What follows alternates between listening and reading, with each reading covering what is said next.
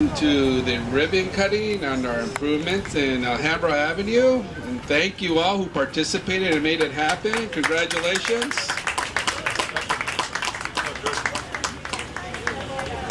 And very happy to be here in yet another improvement in Council District 14, and particularly here in El Sereno. And I'd like to acknowledge all the work that many of us have done over the years to make the area safer in many respects. Not only when we think of public safety, it's not only law and order, but it's also the safety that we have around our streets when people are walking, driving, bicycling. Those things make a difference. And we've done a lot here in El Sereno. For example, many years right here, the bridge over the rail tracks, no way for people to walk across. It was very dangerous, and many of you had to wait for sometimes close to a half hour to let the train go by. We built the bridge there. Then we also did the Mission Road and Soto area, where that was confusing. A lot of accidents there. We improved that, cut the ribbon on that this last year, and that whole Soto Street extension is going to be significantly different in about a year, because we not only fixed the Mission Road and Soto area, but we are expanding Soto Street from there all the way to Marengo to allow for bicycle usage, more pedestrian safety. And we are also moving in the other direction to redo that bridge as well over Valley. It needs a lot of work as well. And Eastern, we're having workshops to talk about what types of improvements we'd like to see there, and we're modeling that process, actually how we did this process with workshops, public input, and today we are here to see the results of that process, which has been hugely successful. So I'm very happy with the work that was possible, but this couldn't have been done without the work of the community. And Val and Pam Marcus in particular here with their group they're involved with Vecinos and concerned neighbors of El Sereno. Let's give them all a big round of applause. They were some of the first who brought it to our attention about the need to make improvements on Alhambra, to bring this beautiful park, to improve the S-curve. And it was all made possible because residents asked us to do it and brought it to our attention. And we've had a lot of partners along the way, the Trust for Public Land, Griffles, and Holy Grounds Coffee. Thank you so much. Let's give them a big round of applause. I want to thank our city family as well. They made this happen. The community was the initiator. Our office was the liaison to work with the departments, and we have very hard-working crew out here who have come to know El Sereno quite well. Department of Transportation, the Bureau of Street Services, Bureau of Engineering, Bureau of Street Lighting, and Cultural Affairs. Now, I've always said a joke that I don't say bureau, sometimes I say burro, because that's how slowly things work sometimes. But these bureaus who are here have done a significant job. That it wasn't that long ago that we actually were here breaking ground, if you remember. So here we are, on time, on schedule, and within budget, I think, right? Okay, so thank you so much to our bureaus.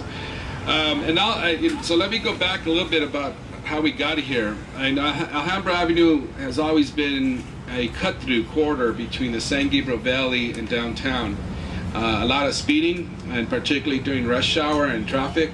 During the rush hour traffic, people just zoom here to get to work or get home, and we had to remind people, yeah, I didn't like it either. That's how when I heard, I started crying too.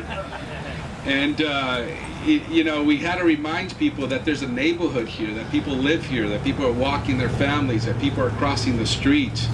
And so Vecinos and others came to us and said we wanted to do something that has a street that serves the local population and not only the whizzing traffic that comes through here. So after many years of hard work, we finally were able to turn this land right here into El Sereno Royal Playground.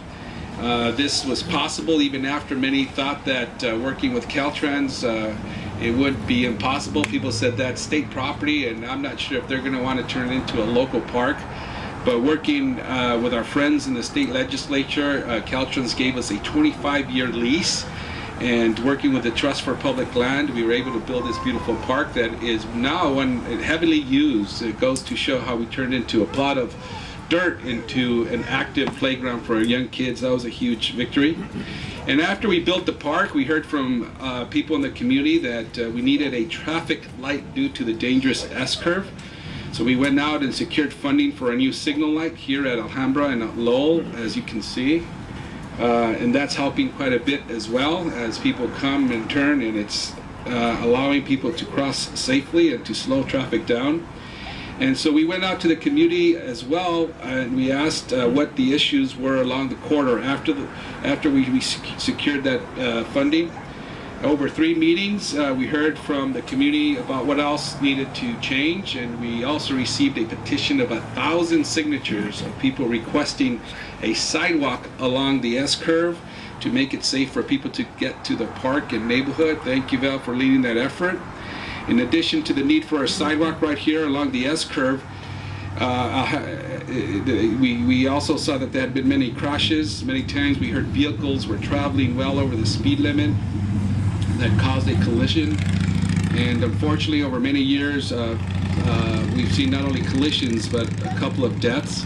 Indeed, this past spring, a hit and run occurred with a young mother, Alicia Bello, was killed while crossing the street carrying her child. And our thoughts, our prayers are with Alicia's family, and we hope that we could prevent those types of deaths in the future. That tragedy and your input told us there are no safe places to cross Alhambra. There's a half mile between the signals at Warwick and Lombardy, and instead of walking that far, people instead will jaywalk. A new flashing crosswalk will soon be at Hollister Avenue, so residents can cross safely on Alhambra Avenue without jaywalking. And on top of all this, when we spoke to our friends in the bicycle community, many have mentioned that it was like taking your own life into your hands with the whizzing by traffic, really no space between parked cars and the 2-lane traffic. And so after all that and getting the feedback, our city departments went to work on how they could address the concerns that were raised.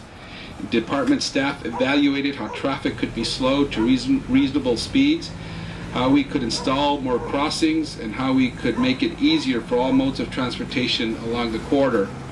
And this is what our departments came up with. As you can see, traffic signal at Lowell and Alhambra to allow for safe turns on and off Alhambra. Sidewalk adjacent to the S-curve that will allow people to walk safely along the S-curve without walking on the street, as many people were doing before. And it was quite dangerous as people were trying to, visually, cars couldn't see people walking on the street. We're going to get, or we have gotten speed feedback signs to show what speed you're traveling, and research shows that those signs have an impact on drivers slowing down. We got new bike lanes so our bicycle community could feel safer, and I'm a huge advocate of protected bike lanes, and we put those where we can put it, and here it makes sense to put these types of bike lanes. And we put in left turn lanes. And soon we will have new crosswalk and flashing lights at Alhambra and Hollister, as I mentioned. And by spring, an art wall going through its process, and with community feedback, we will see an art walk come up here as well. And together, these improvements will make Alhambra Avenue much safer and a great improvement for the El Sereno community. And as you all know, projects cost money. They don't, as I was told when I was a kid, money doesn't grow on trees. Your parents told you that too, Rochelle? Yeah. And we tell our kids that, okay. And these improvements are no different. And between the sidewalk, signal, crosswalk, and street resurfacing, we're spending about $1.2 million in city funding on improving this corridor. And most importantly, we are making it safer for all users of the corridor. And when we've implemented projects that add bike lanes and reduce traffic lanes, we've seen changes. For example, in Eagle Rock, when we did similar changes on Colorado Boulevard, we saw that there was a 42% reduction in collisions. So there's the data shows that these types of changes do make a big difference. So now I'd like to introduce you to the people who worked hard to make this happen. And before I introduce them, I'm the face for Council District 14, but really there's a lot of hardworking people in Council District 14, and my staff worked hard in not making sure we got the money, that we kept the process going, and we were the liaison between the city and the community. So I want to give our staff a big round of applause, and in particular to Nate Hayward, who is our Public Works Director, and all our Sereno staff, Zane, Susie, Julio, thank you so much for your hard work as well. And so now I'd like to introduce Keith Mosey.